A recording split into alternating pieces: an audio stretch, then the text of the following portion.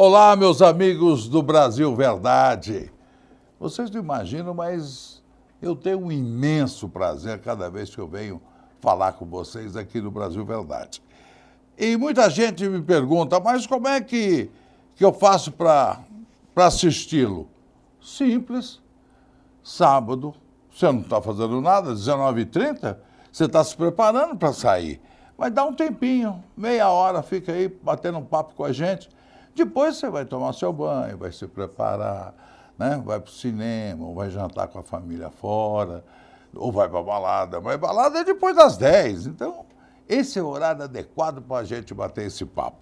Você pode fazê-lo através da Sky. A Sky é o número 17 da Sky, 17. Na NET, por enquanto, só em São Paulo, é 13. A Claro também é 13. A Oi é número 1.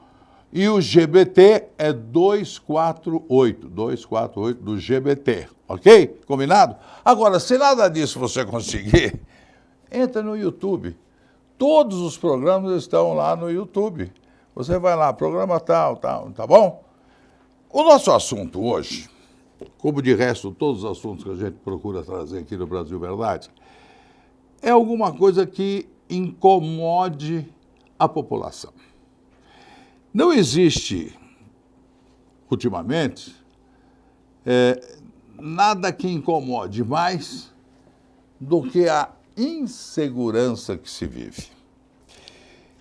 E existe, dentro desse arcabouço todo, onde se fala de segurança, existe o sistema prisional. Muita gente diz que nós prendemos muito. Sim, se prendemos muito, tem dois motivos. Eficiência da polícia, pode ser uma, ou o excesso de bandidos, pode ser outra. Mas não é bem assim a realidade, a gente sabe disso. Eu me refiro, e alguns anos atrás, um programa que eu tinha, eu posso dizer, o Cidade Alerta, vocês se lembram? Quando soltaram o bandido da luz vermelha, que ficou 30 anos preso, eu fiz um escândalo na ocasião, porque, visivelmente, ele não tinha condições psicológicas de ser posto em liberdade. O cara ficou segregado durante 30 anos, 30 anos depois o sujeito abre a porta, ele tinha R$1 no bolso, agora você vai embora. Bom, no primeiro momento que ele tiver fome ou precisar pegar uma condução, o que ele vai fazer?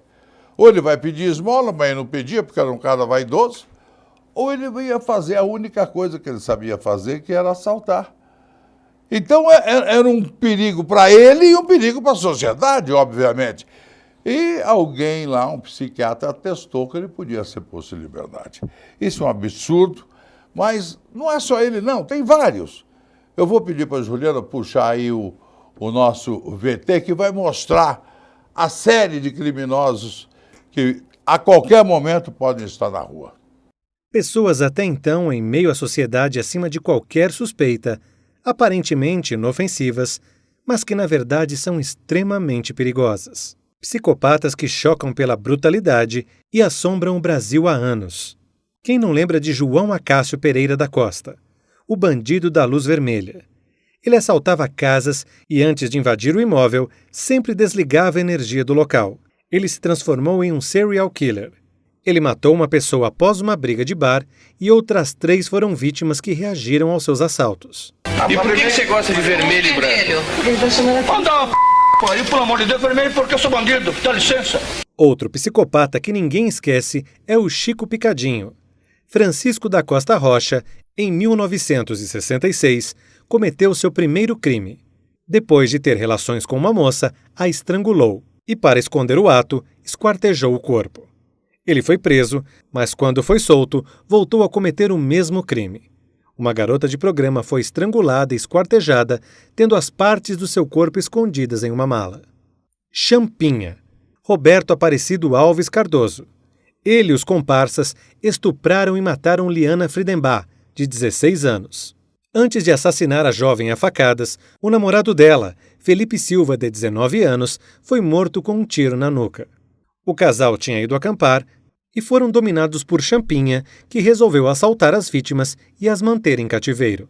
Suzanne von Richthofen, um nome que o Brasil e o mundo conhecem bem, fria e extremamente calculista. Ela foi condenada por mandar matar os pais com a ajuda dos irmãos Cravinhos, que executaram o crime. Suzanne cometeu o crime para ficar com a herança da família e também viver com o namorado, Daniel Cravinhos, que a família não aceitava. Crimes que chocaram a todos. Assassinos cruéis, criminosos que deixaram marcas por onde passaram. Como o maníaco do parque, Francisco de Assis Pereira estuprou e matou pelo menos 6 mulheres e tentou assassinar outras 9. Criminosos que assombraram o país. E a cada dia sobe o número de vítimas de psicopatas que andam soltos por aí. Corroborando com o que eu tinha dito antes, e esse VT que vocês assistiram agora, é muito importante a palavra de um policial, que é o que lida diariamente com esse tipo de problema. É o doutor Eduardo. Doutor Eduardo, por favor. Olá, João, boa noite. João, com relação ao assunto dos psicopatas, sejam eles sexuais ou até os homicidas, nós temos que estabelecer algumas considerações. A sociedade hoje não quer reconhecer a presença dele, a figura desses psicopatas, porque eles revelam a face do mal, a face sombria. Mas nós temos que ficar muito atentos, porque de 1% a 2% de toda a população mundial hoje apresenta esse perfil.